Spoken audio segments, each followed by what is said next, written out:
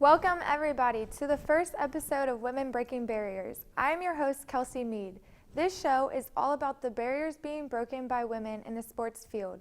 Due to Title IX, which was passed in 1972 as part of the Education Amendments, women were given an equal chance in educational programs and activities that receive federal financial assistance. Title IX has given me many chances, along with so many other women aspiring to play collegiate sports, women chasing a career in the sports realm, and women pursuing post-secondary degrees. Women such as Patsy Mink, the author of Title IX, Kim Ng, the first woman general manager for a Major League Baseball team, and Phyllis George, who is the first woman sportscaster, are the true trailblazers that have opened doors for women following after them.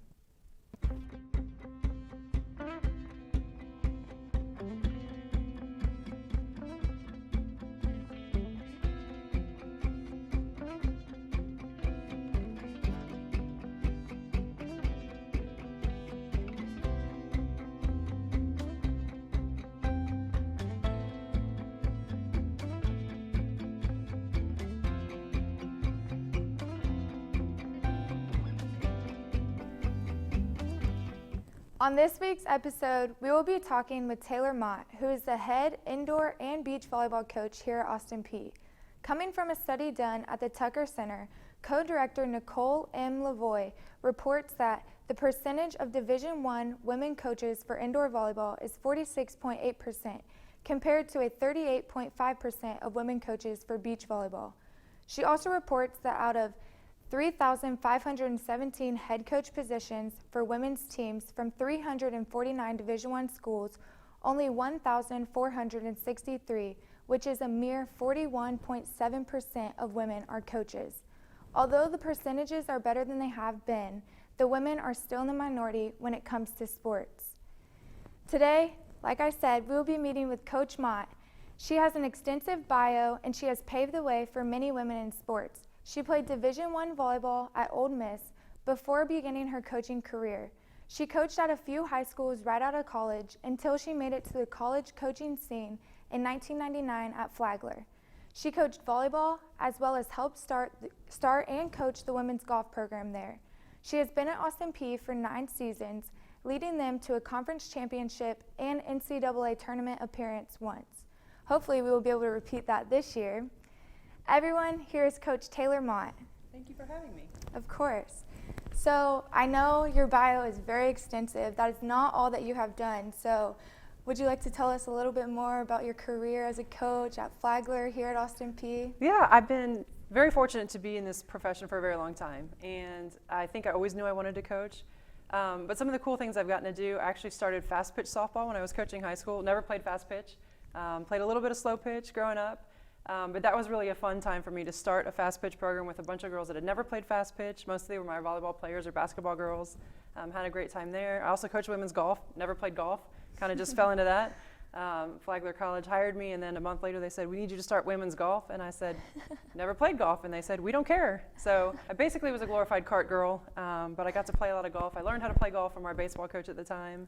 But really, I've just gotten to make so many fun memories, and really about the relationships with the girls is what it's all about for me. How did you even start a program? What did it feel like for you to be able to start a women's program and give women more opportunities in sports at a college level? Well, one of the cool things about my journey is everywhere I've been, I've gotten to start a program. So when I was coaching high school, I started fast pitch softball. When I started at Flagler College, I started women's golf, and then here I am in the middle of the state of Tennessee, and Ryan Ivey was an awesome athletic director we had a few years back. He allowed me to start beach volleyball, and so I am very blessed that I get to be able to do what I love and start programs for women, more opportunities for women to compete. So was it hard having to coach 2 different programs at the same time? What was that experience like? It was chaos, and not only was it chaos, but I had an infant at the time who I literally brought her with me everywhere. So trying to coach 2 sports and raise a baby was very challenging, but again, I didn't know any different. So it was an awesome experience, something that I cherish forever. Some of the golf girls I still keep in touch with, but it really was chaos. And I think the funniest part of when I got hired at Austin Peay at the time, the athletic director was Coach Dave Luce, and he said to me, honey, do you think you'd be able to coach at the Division I level? And I looked at him and I said, being able to just have one job sounds really easy to me, because when I was at Flagler, I was the associate AD, I was a golf coach, I literally did everything there. I did compliance for a while, so just part of my journey. It's been fun. So you were the associate AD, you did compliance, all that while coaching 2 sports at the same time? I did. Like I said, it was, I think you kind of just get used to what you get used to, and when you love something so much, and I loved Flagler College so much, like it was where I started my college career coaching. All the head coaches, none of us had assistants, so we were all really good friends. I just put my heart and soul into that place, and really I just thought it was part of what you did. That's awesome. So I know you played volleyball in college. Can you tell us a little bit about that experience? Like what did you love it that much that you just had this idea, like, I'm going to become a coach one day too, or what was that like?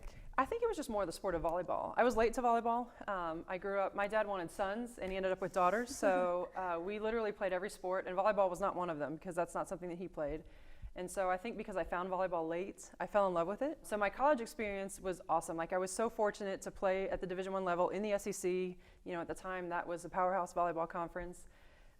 And really it was just, you know, I loved practice. I loved being in the gym. I loved the girls. I think that was, and that's what I try to tell you guys as athletes. I think the hardest part for me was that last day when you leave the locker room and you no longer have your girls, you know, in that locker room, that feeling. Like that was the hardest part for me in playing. My body kind of fell apart, so the playing part, I knew my time was done, but just leaving that group of women that I had, that I saw every day for 4 years, that was tough for me. But I love playing. I love playing in the SEC. It was an awesome experience. I learned a lot of what I enjoyed about coaching. I learned a lot about what I don't like or what I didn't want to be like as a coach. But I'm very grateful for the opportunity. So was it hard making the transition from being a player to being a coach?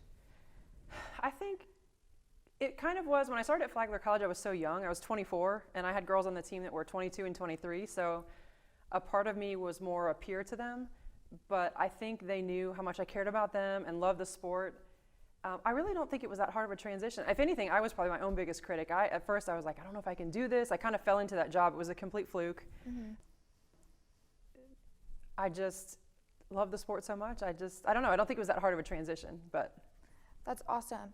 So you went from high school coaching to being a head coach at a college.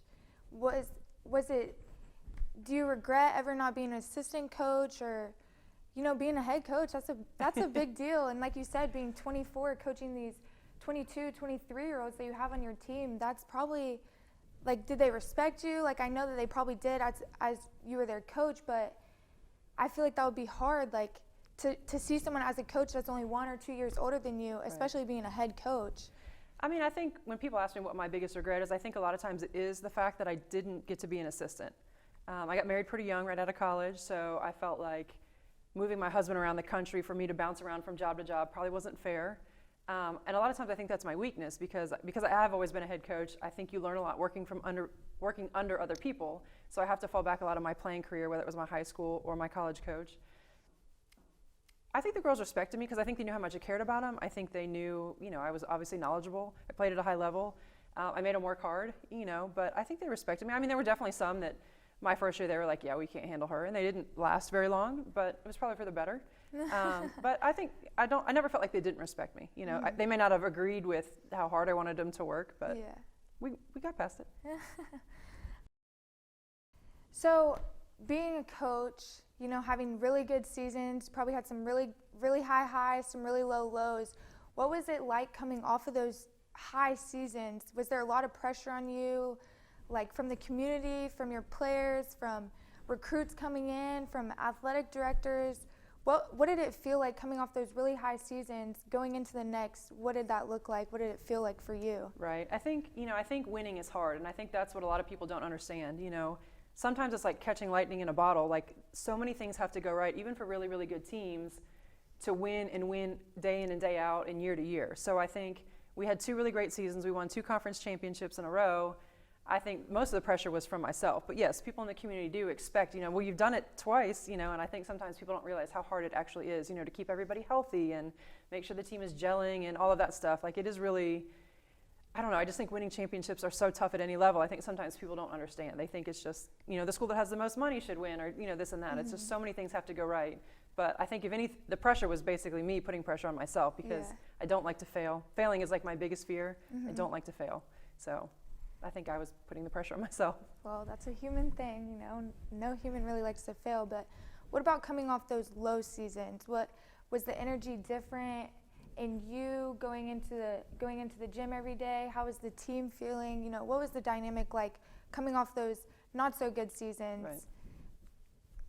I mean, I think it's always a matter of buying in, and I think, you know, what I try to always instill is that, you know, I always believe in you guys as athletes, and even if we don't have a great season, sometimes the numbers don't reflect what's actually happening. So, you know, last year maybe wasn't our best season, you know, that we've had at Austin Peay, but still trying to instill in the athletes, you know, if we work and we work hard and we trust each other, you know, good things are going to happen. And so I think sometimes that's the hard part, is getting you guys as athletes to buy in after a bad season, like, okay, we can still do this, we can be better, and we can still win. I think that's sometimes the tough part. Yeah. So what are some strategies that you use coming off of those seasons to help your athletes buy in, or other coaches on your coaching staff? What are some things that you guys do to help those girls, you know, get back in the right state of mind? Like, hey, like, we're going to have a good season. We are going to win. We will get back to the top one day. Right. I think a lot of confidence comes from skill, you know, and being good at your craft. There's skill and drill, you know, trying to be better at your profession. So I think a lot of times it's just spending more time maybe fine-tuning your skill or maybe your weaknesses, and I feel like that's what we do a lot of times in an off-season. But now that we play beach volleyball, we don't really have an off-season. So I think it's just really trying to instill that confidence that we can do this. We need to work hard, though, and it takes a lot to win. And I think that's my job as a coach, is trying to have you guys buy in as we can do this.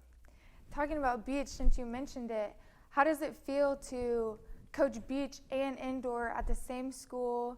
It's not really a separate program, but is it hard, again, to technically have two sports at the same time? You know what's funny? I have such a passion for beach volleyball. That's actually how I learned how to play volleyball. I played beach long before I ever learned how to play indoor. So for me to get to do something and start something and just be a part of something that I love so much, that really sparked my interest in indoor volleyball, whatever hard work there is or conflicts or anything like that, to me it's all worth it. Like, when I step out on those sand courts and I can take my shoes off and have my toes in the sand, it's a good day. Even some days when it's, you know, 33 degrees out and not the nicest weather out there, I love being out there. That is awesome. I love this story. Last question for you today, though. You mentioned how you had a young daughter when you first started coaching, started traveling a lot, and had to bring her with you. I know today she is a freshman in college. She plays volleyball at UT Martin. How does it feel to have paved the way for her and have been that role model in her life and that inspiration for her to strive to be a college volleyball player in your footsteps, just like you? You know, it's funny, again, I think sometimes you don't know what you don't know. And so when she was little, I literally drug her with me everywhere. I mean, she came to all of our matches. She rode on the buses with us. I don't think she really knows any different. But I'm so incredibly proud that she has the passion for the game and that she's getting to live her dream and, you know, play in college. And it's going to be so weird because we're going to have to play against each other. But I have so much respect for her coaching staff. Like, I think, you know, Dylan wants to coach. And I think she's seen me kind of some of the struggles as being a mom and being a coach and the lifestyle that we live. You know, we're gone all the time. I've missed so much of what my kids are doing. But I think at the end of the day, I think it's made my kids stronger. And, you know, I think it's made her a tough cookie, and, you know, I'm excited to see what her career looks like. Yes. Well, thank you so much for being here today, Coach Mott. You are such an inspiration to all the teams, all the players that you have coached, especially me. A great story. Love chatting with you. Everybody, you can tune in to ESPN Plus this weekend on Sunday at 7 o'clock to watch the Govs volleyball team, Coach Mott and her gang, live in action, 7 o'clock. And then 4 o'clock on Monday. And that's all the time that we have today, folks. Thank you for tuning in to Women Breaking Barriers. I'm your host, Kelsey Mead, and I will see you next time. As always, let's go Peay.